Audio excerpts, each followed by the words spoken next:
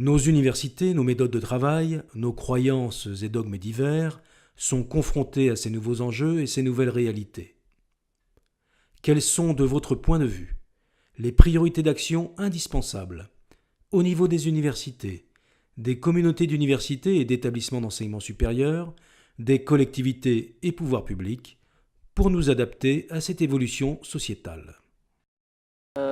On a longuement parlé, donc effectivement il y a les développements de des offres numériques, les MOOC qu'on voit de plus en plus apparaître dans les écoles de commerce, dans certaines universités. Je pense qu'effectivement il faut qu'on se positionne sur ce créneau-là, hein, puisque bon, il y a de plus en plus d'offres, on va dire, de cours en ligne, hein, donc on voit même des publicités à la télévision là-dessus. Après, évidemment, bon, on pourrait imaginer faire plein de choses, hein, donc on pourrait imaginer offrir un ordinateur portable à chaque étudiant, mais après, évidemment, le problème, c'est la question du budget, donc la question des choix budgétaires. Disons que bon, je pense que le numérique, pour l'adapter efficacement, on va dire, pour faire en sorte que le numérique épouse, on va dire, correctement le fonctionnement de l'université ou de l'organisation, j'ai pas vraiment d'avis sur la question. Je pense qu'il faut des technologies qui soient... Alors, le problème, c'est que, bon, on a eu déjà l'occasion d'en parler plusieurs fois, mais les technologies évoluent très rapidement.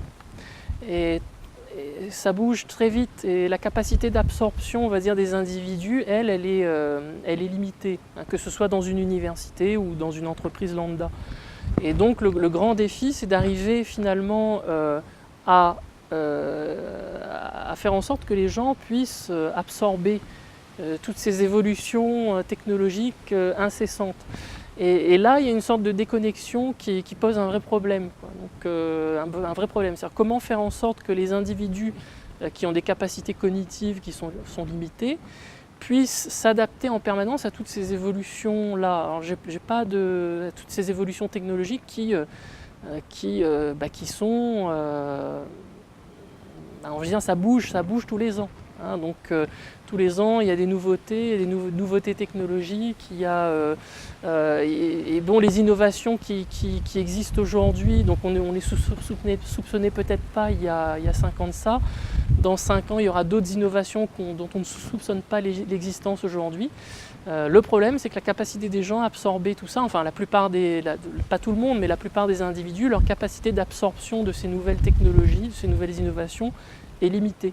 Donc, d'où la difficulté pour l'organisation de manière générale, que ce soit une université ou une autre, à s'adapter à tous ces changements. Donc ça pose un vrai problème, mais je n'ai pas de réponse vraiment à ces questions-là, en fait, hein. Donc, en tout cas à cette question-là.